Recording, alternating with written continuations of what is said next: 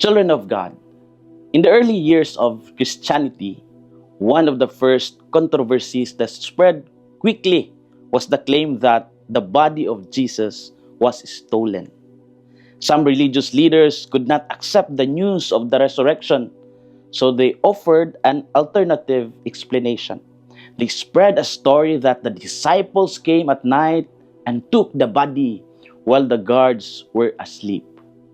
This narrative began to circulate among the people and created confusion. It became one of the earliest fabricated stories in Christian history. However, this claim had weaknesses because sleeping guards could not witness what happened. The disciples who were afraid and in hiding were unlikely to risk their lives to steal the body. Early Christians strongly disputed this accusation by pointing to the empty tomb and the appearances of the risen Christ. Their lives, marked by courage and even martyrdom, became their strongest testimony. The truth of the resurrection continued to spread despite attempts to silence it.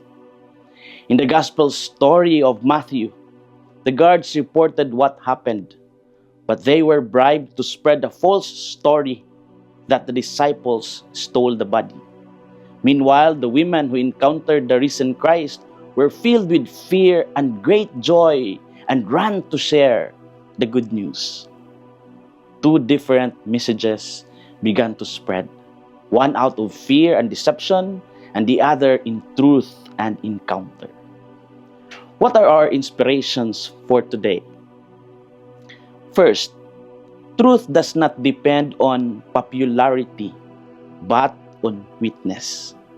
The fabricated story about the stolen body gained attention because it came from influential people. It was easier for some to believe a convenient explanation than to accept the reality of the resurrection. Yet truth does not rely on how many people believe it, but on its foundation. In the Gospel of Matthew, the chief priests instructed the soldiers and gave them money, asking them to fabricate that the disciples came by night and stole the body of Jesus. They show that the false story was deliberately created and supported by authority, but it lacked truth. The early Christians responded through their lives. Their courage, faith, and willingness to suffer became proof of the resurrection. In our time, truth is also challenged by many voices, but our witness through actions and integrity can reveal what is real. Second, encountering Christ gives us the courage to share the truth. The women who went to the tomb experienced something life-changing. They saw the empty tomb and encountered the risen Jesus. Their fear turned into joy and their confusion turned into mission. In the gospel story of Matthew, the women's personal encounter with Christ became the source of their courage to speak. Faith grows stronger when it is rooted in a real encounter with the Lord. When we experience God in our lives, we become more confident in sharing hope with others. The resurrection invites us not only to believe, but also to proclaim with our lives that Christ is truly risen.